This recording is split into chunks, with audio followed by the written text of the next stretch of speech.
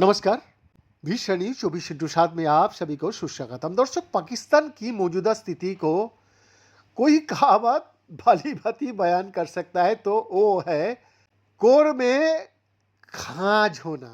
जी हाँ, पाकिस्तान अभी भारत के ऑपरेशन सिंदूर का दर्द महसूस कर ही रहा है कि उसके सबसे बड़े प्रांत बलूचिस्तान ने पाकिस्तान से आज़ादी की घोषणा कर दिया है।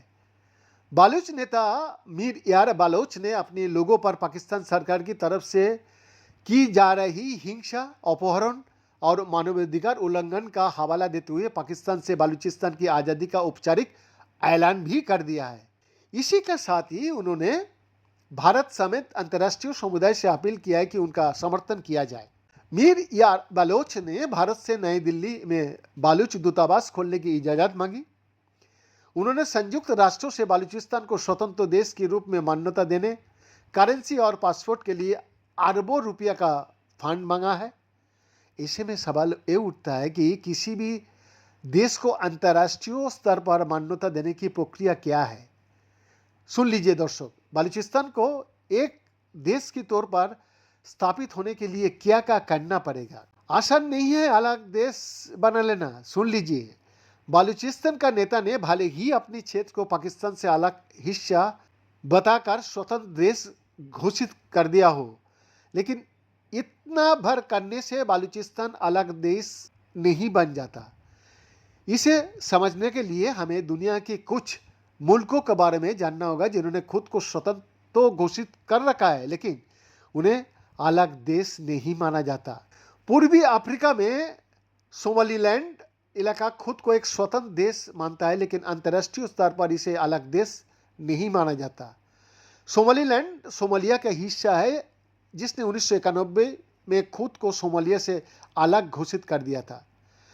सोमालीलैंड में लोकतंत्र शासन है और चुनाव भी होता है। यहाँ के लोग सोमालिया के मुकाबला से तेजी से समृद्ध भी हो रहा है, लेकिन किसी भी देश ने अब तक सोमालीलैंड को मान्यता नहीं दिया है।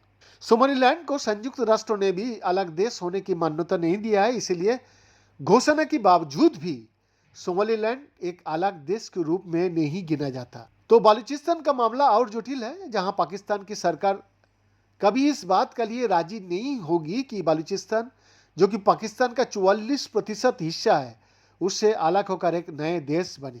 बलूचिस्तान की आज़ादी की लड़ाई दशकों से चले आ रही है और पाकिस्तान की सरकार और सेना का दमन बलूचिस्तान में बढ़ता ही गया।